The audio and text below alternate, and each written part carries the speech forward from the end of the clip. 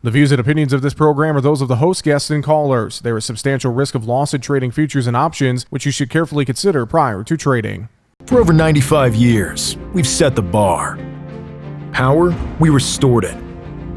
Protection, we reinvented it. Record yields, we redefined it. If there's one thing we know at FS, it's that just because something hasn't been done, doesn't mean it can't be done. We're never satisfied unless we take your farming operation to the next level. Run your equipment at peak efficiency and bust the bins this season. Visit fssystem.com.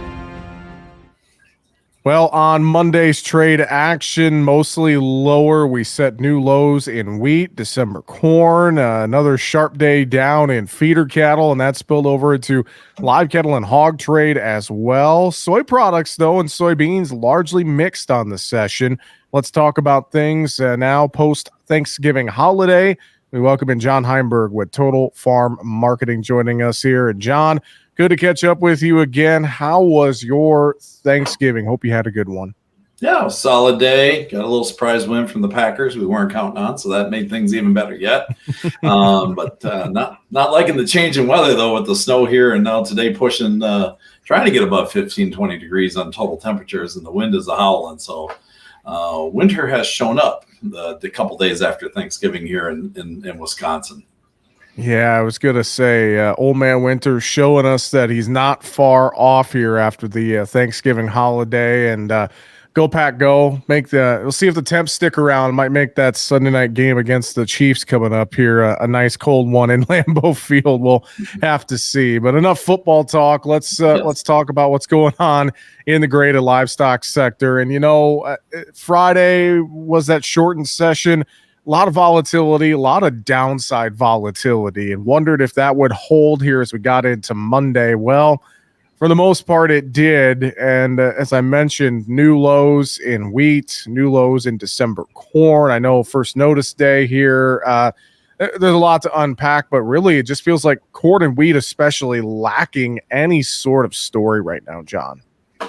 Yeah, overall in the grain markets, it's December corn, new lows today, push March following suit. I was watching that low from the 13th, kind of hoping that was an area maybe that we could hold our ground, and didn't seem to do that too well. Did like the fact March kind of now the more active contract as December is winding down here.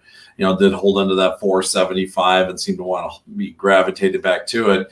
Corn market wasn't going anywhere. Big technical breakdown in the wheat market again today, just kind of really weighing on the cereal grain prices overall. So, beans acted a little bit independently. We saw some decent strength in the products. I kind of kept looking at the bean oil market and the bean meal market, at least mixed to firmer and, strength in that bean oil market. I kind of kept waiting for beans to maybe kind of kick in, but I just think the selling pressure of the other two grains just limited its potential upside here, plus obviously watching what's going on in Brazil and the weather. So we'll have to see what tomorrow gives us. To me, again, the encouraging side of it for corn was the fact that, we're down at these new levels. We've got that new low in. Maybe we can hold this here. Wouldn't be shocked to see a little follow through maybe in the overnight into the morning. But, we're at a spot here, long-term trend line right below us that could hold us. We bounced off that multiple times and, basically going all the way back to last summer. And it might be a spot that we could get some flooring. Not saying we're going to be off to the races to the upside, but at least maybe an area that prices can find a little stability, because I'm pretty certain, talking to producers right now, we're getting to the stage where the corn is harvested, it's in the bin, the stuff that's had to move is moved, and now they're going to probably close the bin doors and say, all right, you want this, come pay for it a little bit. Now we'll see if the demand is there. And that's going to be a big thing. A big key to watch is, will that demand be there or not? I know we get updated commitment of traders data out late Monday afternoon. We'll get a crop progress report that should pretty much show everything is wrapped up or very, very close to it. So it's going to turn to that demand picture. And right now, I know corn has had a bit better demand story than this time last year, but it's still not necessarily the greatest demand story on the corn side, John. No, it's not. And that just basically comes from the reflection of large supplies left over from the South American supplies spilling over into our kind of export window. And, we're just not seeing that business that we really need to move the needle at this time. We've seen the export side pick up a little bit more routine sales. Mostly, again, Mexico has been a big buyer of corn. We're still missing that Chinese customer, which, right at this stage, I don't think we're going to see, that business come at us unless all of a sudden prices really get reasonable. So with that being said, we'll have to watch. Today we got export inspections. They were soft. They were below expectations at 470,000 tons, or about 16 million bushels. Obviously, that was influenced by the Thanksgiving Day holiday and the shortened week and things of that nature in play. The Mississippi River, again, is a little bit of a concern in terms of the water levels and getting grains down to the ports. Then you got the Panama Canal as a concern point, is getting grains across the ocean or wherever they need to be. So all those things kind of come into play as this market continues to look for positive news. We're not really getting any. And at this time frame, the funds are sitting on a short position. They don't have any reason, at least on the fundamental side, to want to get out of that until that news comes. So even if we do see some footing and we start working ourselves in a sideways, a higher fashion, off of this break, and I'm not seeing a major move here unless something changes on the news front that gets some urgency to get the funds out of that short position. And I think to your point there, I think funds probably even added to their short positions in corn and wheat on the day on Monday. In the case of soybeans, if you look at this market technically, we did bounce off of and hold the 200-day moving average in January beans at 1325. I think maybe a little bright spot with some of that strength in meal and oil that you mentioned earlier. So technically didn't break through a pretty key support level, at least on Monday, John. That's got to be a good win for the soybean market. Yeah, given the pressure in the markets in general today, I wish the beans could have found a way to stay at least in the green. About an hour or so left in the session, we're trading 3-4 cents higher. I wish that would have helped. That would have been nice to see, hey, we got a reversal, we finished a positive, a little bit more of a bottoming type signal. Today finishing basically dead smack in the middle of the range, down a penny on that January contract. Not really much of a signal there, so probably going to consolidate. Obviously, the focus is the South American weather. Seems like things are moderating. It depends what you hear. Again, you're talking a country that is massive in size. And even though some areas got rain, some did not. And there's going to be some production losses. Now, the problem is we're seeing some of these analysts bring production down, and they're lowering it from mid 160s to 150s, which is still even with last year's record. So, it's really not like we're seeing beans dry up and disappear out of Brazil. And then throw in the fact that Argentina looks like the weather's come around pretty nicely, and they could get back on task in terms of their production cycle, which realistically is going to bring us a record supply of beans coming out of South America. So what gives beans its strength in the front end is purely the meal market, the lack of beans right now from Argentina, the lack of farmers selling in Brazil that's keeping premiums tight, that keeps the U.S. being competitive. The only thing this late planting and this weather right at this stage is doing is keeping our export window open a little bit more. There was chatter that China was in the market buying U.S. beans again out of the Gulf, out of the Pacific Northwest last night. Nothing was confirmed, so we'll see if those rumors get confirmed in the next day or so. But that just allows us a little bit more room to work our tight supplies and maybe tighten them up. And that's going to give support to the front of the market. But there will be a time frame in here, especially if that Brazilian crop seems to stabilize, Argentina crop comes at us, this market's going to say, well, U.S. is tight, but we got plenty of beans coming elsewhere. And we're going to need to reflect that price, which right now in the spring, Brazil and those export beans are trading significantly below the price levels that we are offering.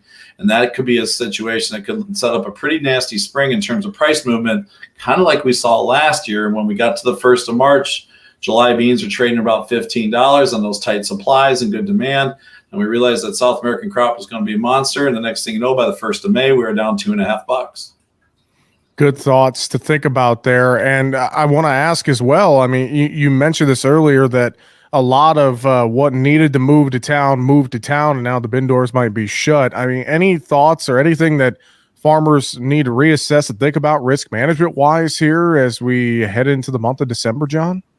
I'm going to still reiterate what I've been talking about for weeks now, and that is protect the carry in the market, and use those put strategies. If you're going to put it in the bin, you're paying for storage, put a floor under it, please.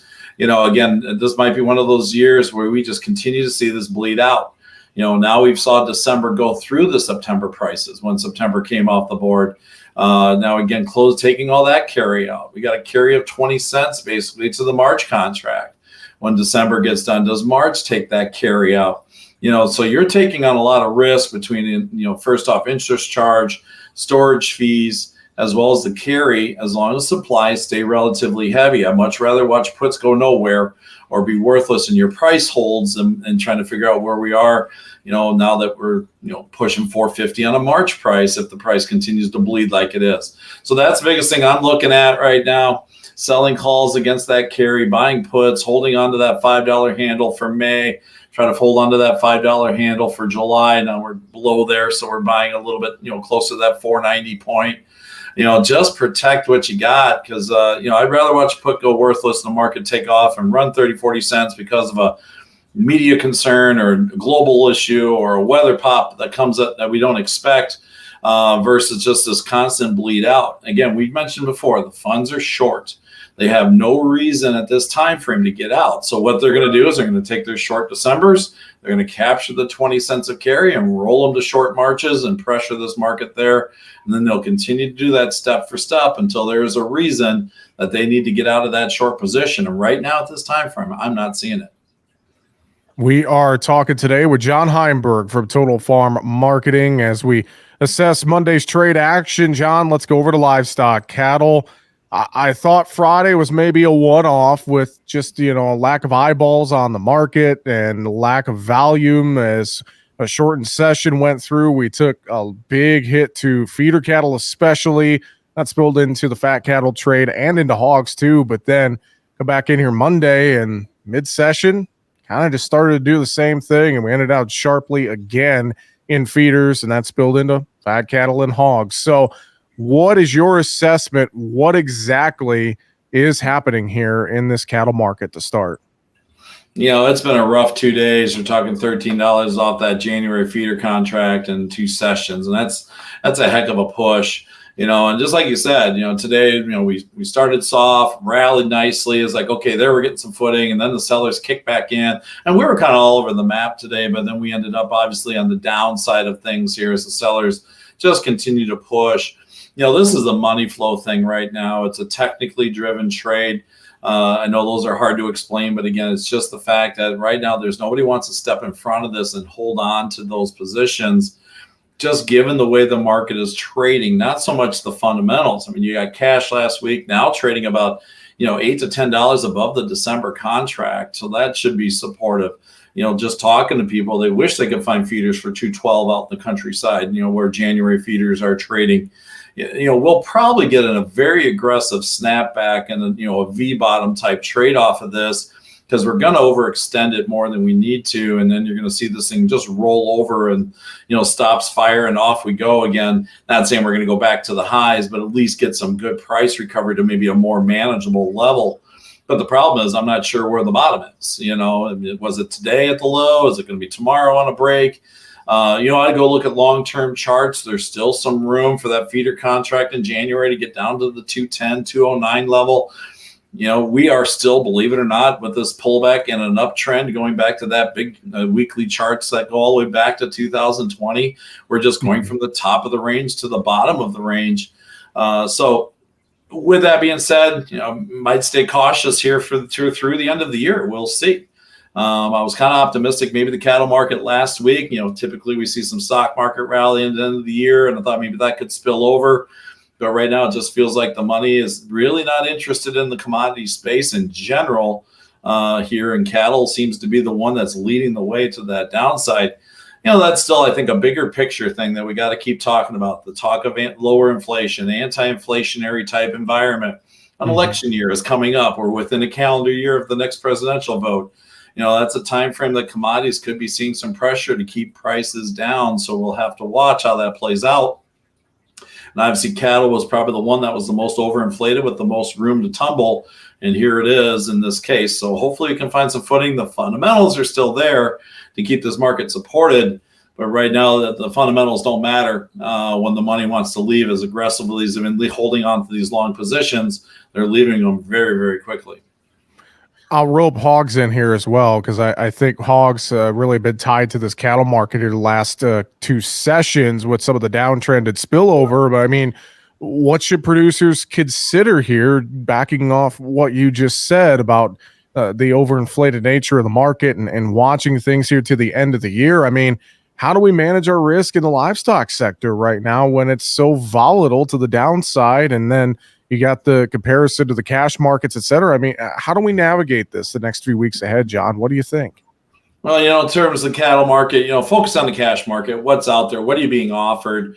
If there is some availability to lock in profits, you jump on it based on the cash. Given the trend in the futures, we're going to see some disconnect between the two, and we obviously are, in terms of the price move here. Then you go look at the reownership side and just maybe have some paper over top some of those sales if there's something that works. Okay, and again, not talking to producers where we are for bids and quotes for April and springtime cattle. Obviously, they've come down here, but if there's still profitability or some meat on the bone, make sure you're taking advantage of it.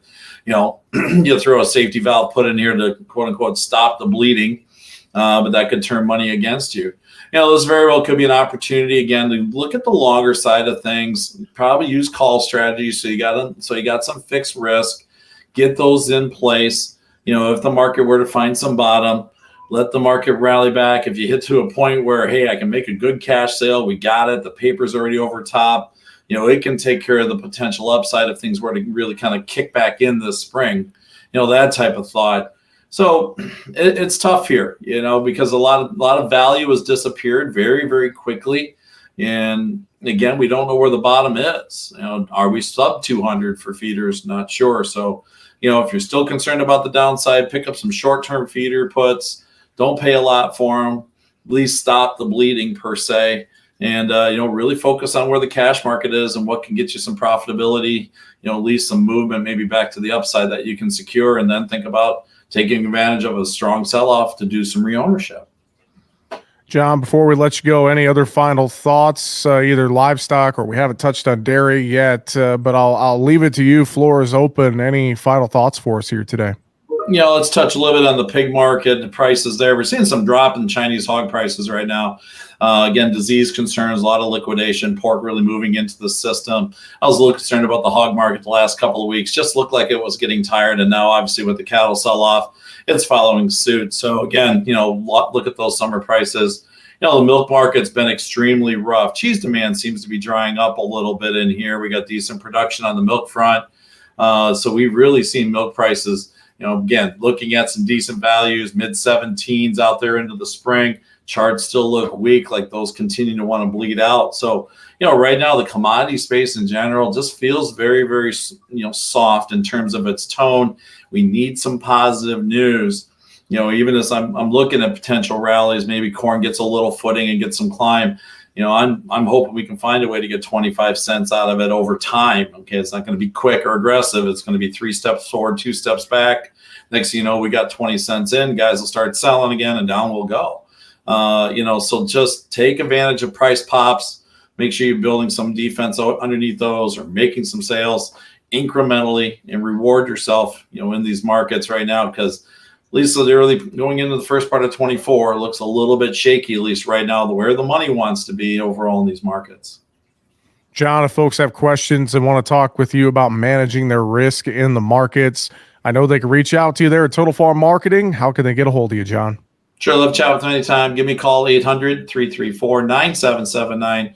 Shoot me an email at johnh@totalfarmmarketing.com. And again, don't forget that website of ours, totalfarmmarketing.com. With that, John Heinberg, Total Farm Marketing, always good to catch up with you, my friend. Have a great week, and we will talk to you next week. Sounds good. Have a great week.